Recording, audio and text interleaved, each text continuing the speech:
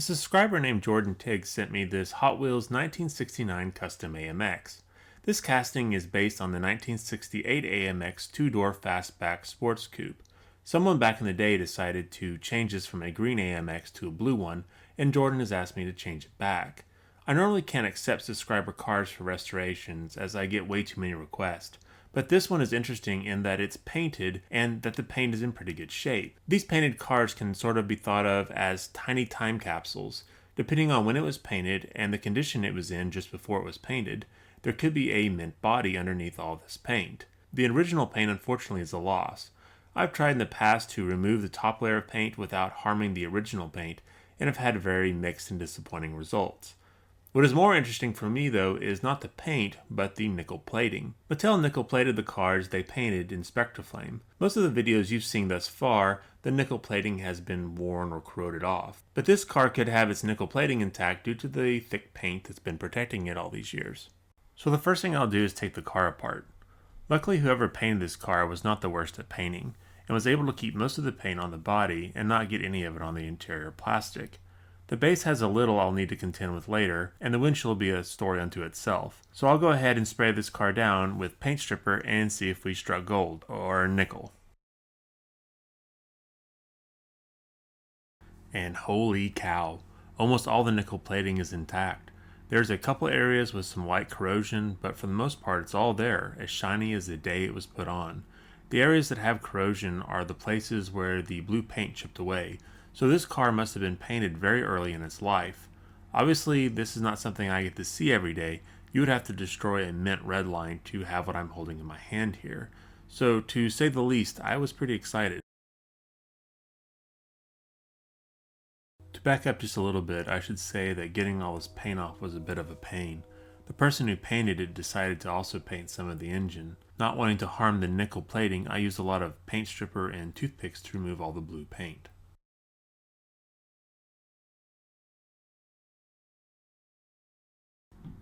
Some of the nickel has been chipped, and the die cast below has been corroded. To fix this issue, I will polish the car using a buffing wheel and some buffing compound. I have an old video on this if you want to see how it's done. The polishing will bring out the best in the nickel plating and also polish the exposed die cast. Here's how the body looked after polishing. Certainly there are inconsistencies in the plating, but that's how they came from the factory. This is probably a little too shiny to be honest, but I really wanted to see how shiny this nickel could look. After polishing, I gave the body a quick bath in mineral spirits to remove any polishing compound, and then I washed with soap and water. Now it's time to paint. Watching me paint Spectraflame is about as fun as watching it dry. There's not any real trick to this. You spray on a light first coat, and then you start adding progressively thicker coats on top. The only real difference in using this paint compared to acrylic is that you need to take the added precautions to remove the vapors while spraying it. Acrylic is water-based, so the solvent is water. Breathing water vapors won't hurt you, well up to a point. This urethane paint is not water-based, so the solvent is probably a hydrocarbon of some sort, so you can think of it as breathing paint thinner, not the best for your lungs.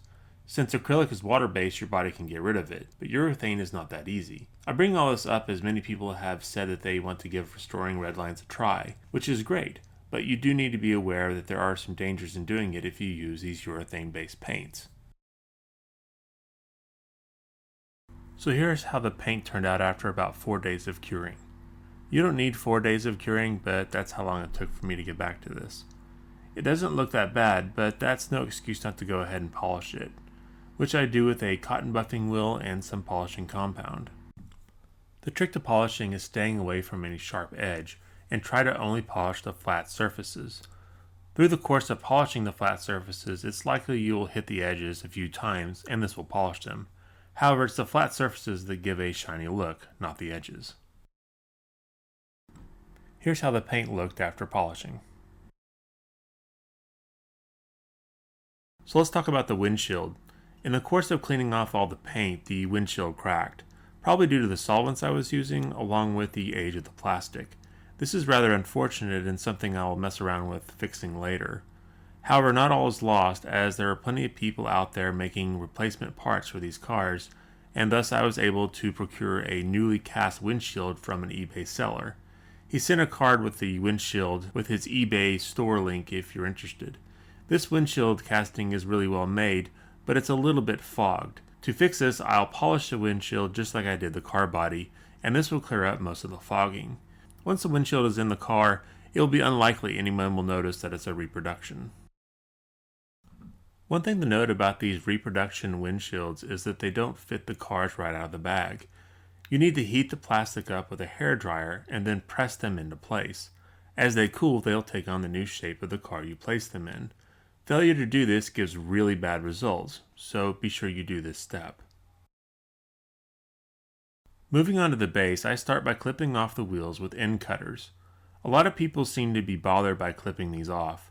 You're certainly welcome to pull them off if you wish. Just know that if you pull off the little bearing with the wheel, it's pretty much game over, as you'll need another car to still its base.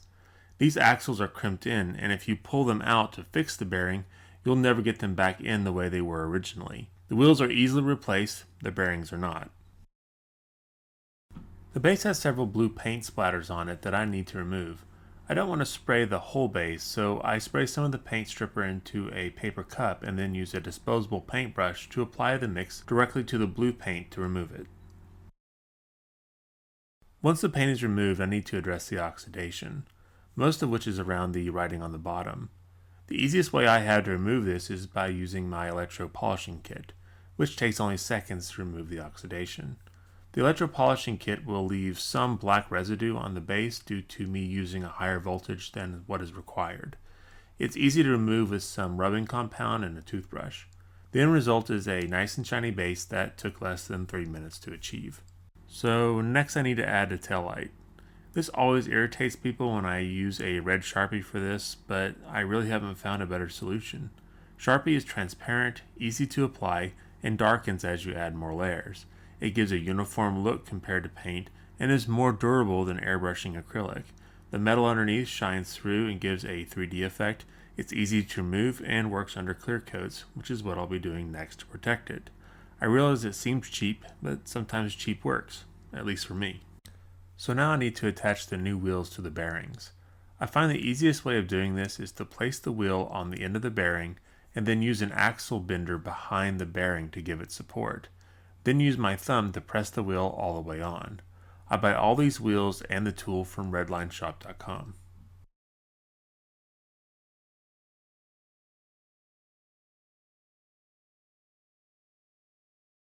Alright, with the wheels on and adjusted, I could start putting the car back together. Since I heated and formed the windshield, it goes into place like it's been there since the 60s. The internal plastic was washed and dried before I put it back in. The last step is to put on the base and screw the car back together using small button head screws. You may have noticed while I was holding the car that the wheels look as if they were bent into the base. The bearings on this car are very worn. This car has been down a lot of track or a lot of driveway. For the car to look correct while sitting, I had to bend the axles down. This compensates for the play in the bearings so that the car looks correct. It still rolls great. In fact, I would say it rolls better than most Hot Wheels made today. Well, I hope this has been a fun and entertaining video for you. I would like to thank Jordan for sending me the car. I'll be dropping it in the mail for him tomorrow. This was a really fun car for me. It's not every day that I get to see a car with original nickel plating intact. If you see a painted Redline in a garage sale or at a thrift store, you might think about picking it up. There might be a beautiful car underneath all that paint. Please let me know your thoughts below, and as always, thanks for watching.